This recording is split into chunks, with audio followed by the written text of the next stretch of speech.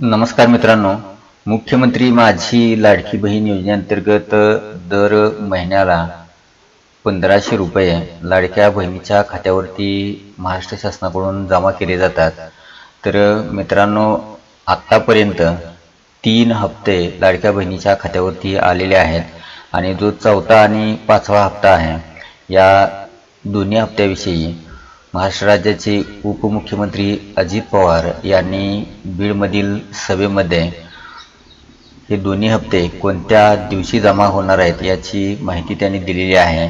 तर ते काय म्हणालेत याविषयी आपण या व्हिडिओमध्ये जाणून घेणार आहोत। तर मित्रांनो, आपणासला विनंती आहे की तुम्ही या चॅनलवरती जर नवीन आला असाल तर अशाच प्रकारच्या नवीन माहितीसाठी KT डिजिटल मराठी या यूट्यूब चॅनलला तुम्ही नक्की सबस्क्राईब करा, जेणेकरून अशाच प्रकारची नवीन माहिती तुम्हाला भेटत राहील।